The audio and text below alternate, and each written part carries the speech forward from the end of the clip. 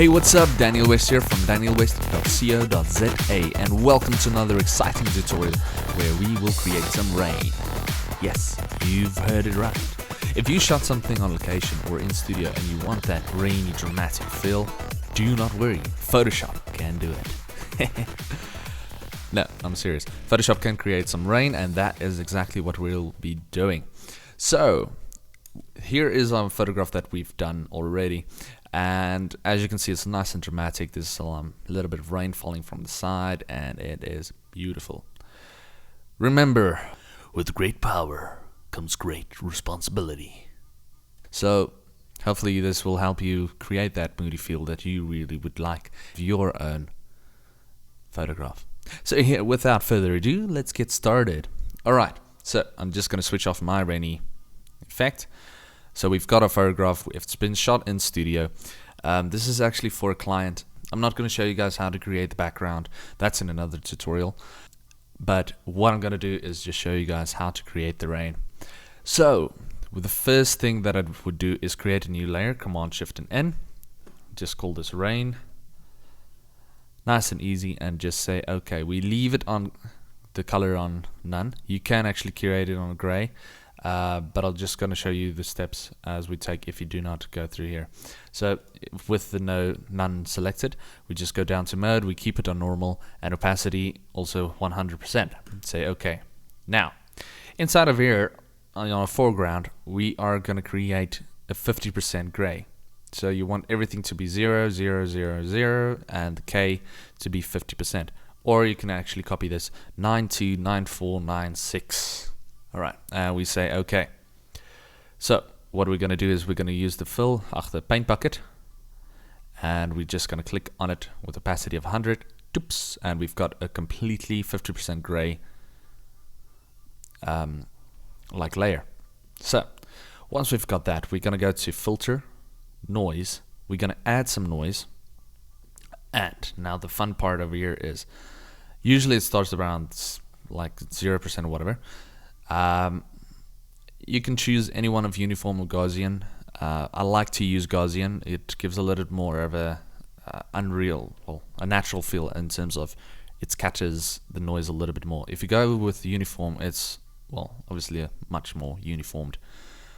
For rain, I like to go above anything above 150%, 180, 178, anything.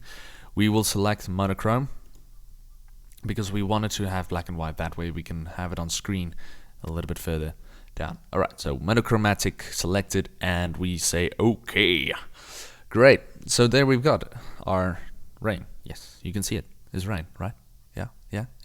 No. Okay, there's still a little bit more of things that we need to do.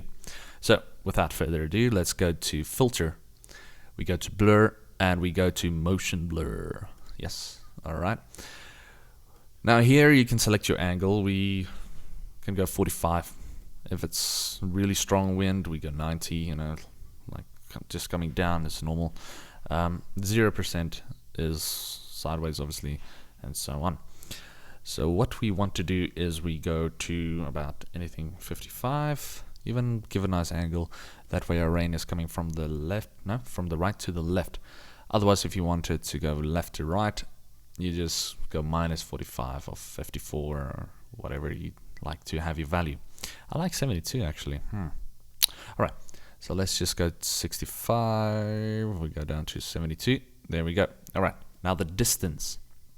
1 is not going to do anything really intense unless you go and zoom in. Then you can actually see it moved a pixel.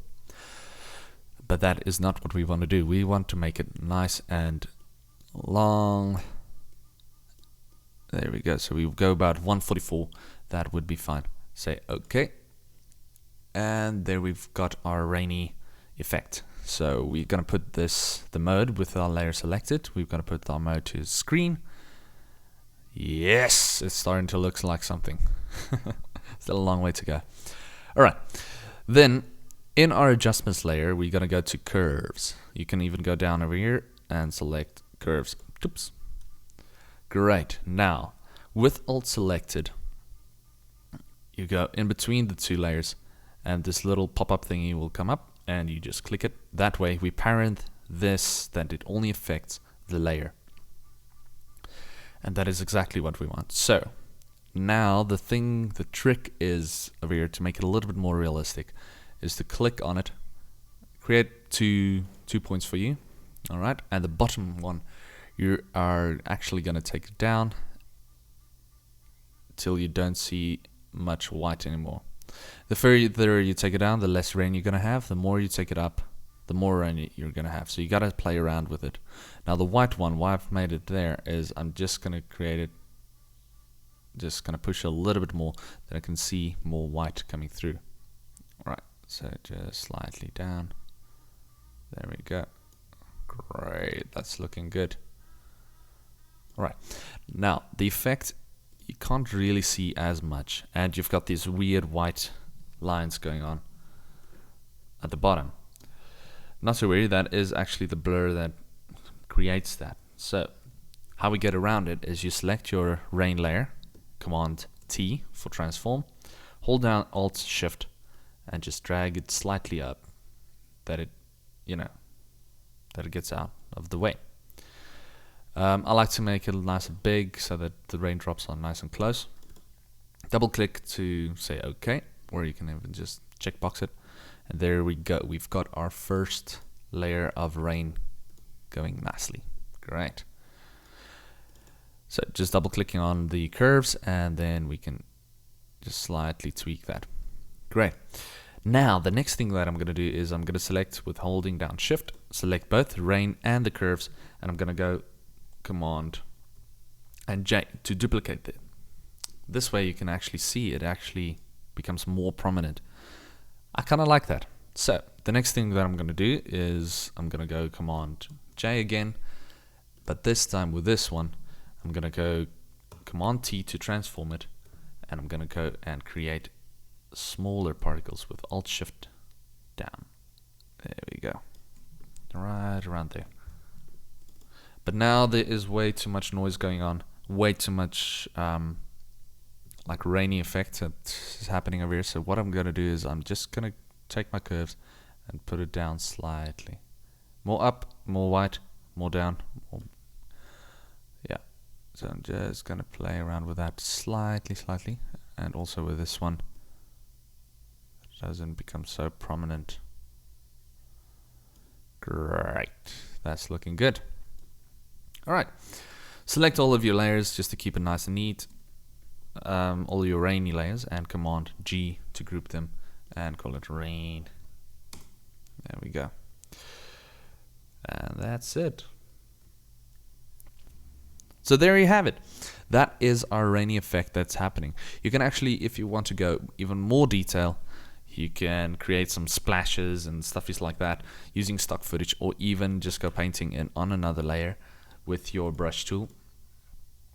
I like to use this one.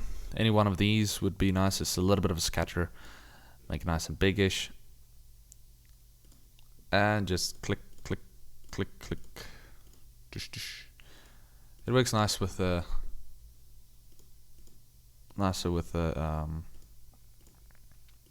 with Wacom pen or any type of pen, but I like Wacom.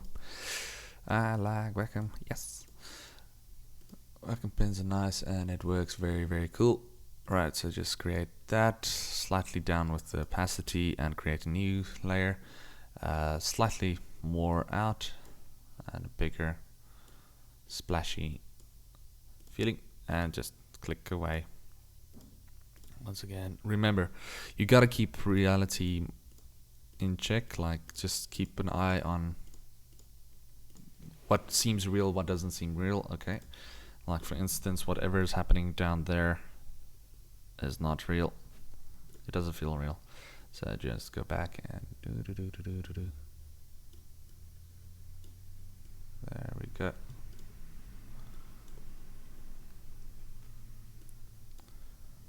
Ah, come on. There we go.